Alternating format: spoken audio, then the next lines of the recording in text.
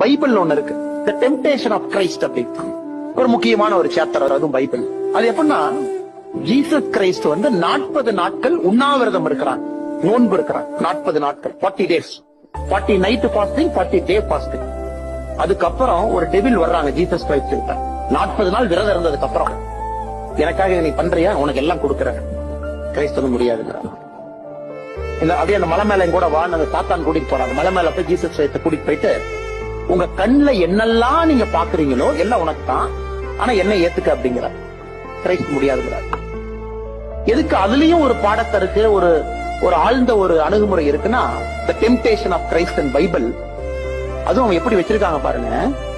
Jesus Christ காலையில சாப்பிட்டாரு, மத்தியானம் சாப்பிட்டாரு, நைட் சாப்பிட்டாரு. அதுக்கப்புறம் டெவில் வரல. 40 நாட்கள் விரதம் இருந்து உங்களுடைய சென்சஸ் எல்லாமே வீக்கஸ்ட் பொசிஷன்ல இருக்கு. நீங்க ஒரு நாள் விரதம் இருந்தாமே அப்படியே தட்டும். 2வது நாள் இருந்தீங்கன்னா யாரா 2 பேர்த்த திட்டலான்னு இருக்கும். 3 நாள் விரதம் இருந்தா யாரும் பக்கத்துல வந்துடாத ஓடி போயிடும். தலைவர் விரதம் இருக்காரு, பக்கத்துல யாரும் வந்துடாதீங்க, மூட் அப்செட்ல இருக்காரு. Irritation, tension, temptation. நான் ஸ்வீட்டே சாப்பிட மாட்டேன், 4வது நாள் கை அப்படி ஸ்வீட் பக்கம் போங்க, ஸ்வீட்டை கொடுங்களேன், லைட்டா சாப்பிட்டுனா கொஞ்சம் பிபி எல்லாம் தெரியாது. அதனால அந்த temptation of Christ 40th day வைக்கிறாங்க.